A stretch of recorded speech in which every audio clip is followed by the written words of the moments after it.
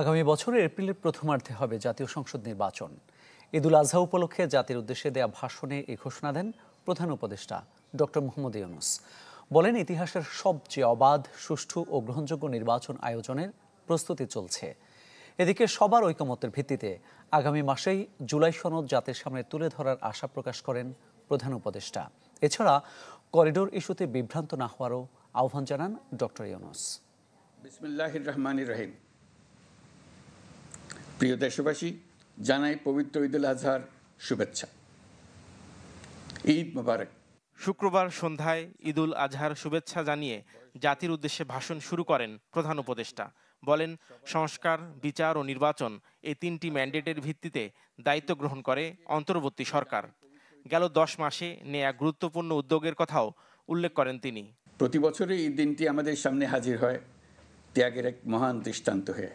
পরে প্রধান উপদেষ্টা জানান, ইতিহাসের সবচেয়ে অবাধ, সুষ্ঠু ও গ্রহণযোগ্য নির্বাচন আয়োজনের প্রস্তুতি চলছে। 2026 সালের এপ্রিলের প্রথমার্ধে হবে জাতীয় নির্বাচন। উপযুক্ত সময়ে রোডম্যাপ ঘোষণা করবে ইসি।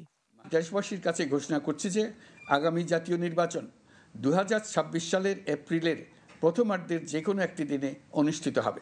এই ঘোষণার ভিত্তিতে নির্বাচন কমিশন উপযুক্ত সময়ে আপনাদের কাছে নির্বাচনের বিস্তারিত রোডম্যাপ প্রদান করবে। আমরা এমন নির্বাচন চাই যা দেখে অভ্যুত্থানের শহীদদের আত্মা তৃপ্তি পাবে, তাদের আত্মা শান্তি পাবে। আমরা চাই আগামী নির্বাচনে সবচেয়ে বেশি ভোটার, সবচেয়ে বেশি প্রার্থী ও দল অংশ নেক। এটা সবচেয়ে অবাধ, সুষ্ঠু ও নিরপেক্ষ নির্বাচন হিসেবে জাতির কাছে স্মরণীয় হয়ে থাকুক। ডক্টর ইউনূস বলেন, সবার ঐক্যমতের ভিত্তিতে আগামী মাসেই জুলাই সনদ উপস্থাপন করা হবে।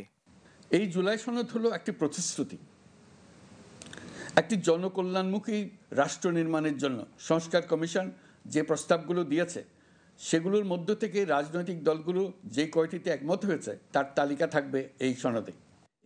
রাখাইনদের জন্য করিডোর প্রসঙ্গে প্রধান উপদেষ্টা জানান, এটি নিয়ে মিথ্যা প্রচারণা চলছে। দেশবাসীকে বিভ্রান্ত না হওয়ার আহ্বান জানান তিনি। আমরা লক্ষ্য করেছি রাখাইনের জন্য বাংলাদেশ করিডোর দিয়ে দিয়েছে বলে একটা অপপ্রচার চালানো হচ্ছে। আমি সুস্পষ্টভাবে বলছি, এটা সর্বৈব মিথ্যা। এটা চিলে কান নিয়ে যাওয়ার গল্প। যারা অসত্য কল্পকাহিনী বানিয়ে বাংলাদেশের মানুষকে ক্রমাগত বিভ্রান্ত করে অশান্তি সৃষ্টিতে নিয়োজিত, এটা তাদেরই শিল্পকর্ম। ডক্টর ইউনূস অভিযোগ করেন, নতুন বাংলাদেশ গড়ার প্রচেষ্টাকে পদে পদে বাধাগ্রস্ত করা হচ্ছে। যে কোনো আঘাত প্রতিহত করতে সবাইকে ঐক্যবদ্ধ থাকার আহ্বান জানান প্রধান উপদেষ্টা। আমরা একটা যুদ্ধ অবস্থায় আছি। এখন আমাদের একতাবদ্ধ থাকতে হবে যে কোনো মূল্যে। পরাজিত শক্তি এবং তাদের সহযোগীরা ওত পেতে বসে আছে আমাদের ছোবল মারার জন্য। নাফিউল ইসলাম লিংকন, চ্যানেল 24, ঢাকা।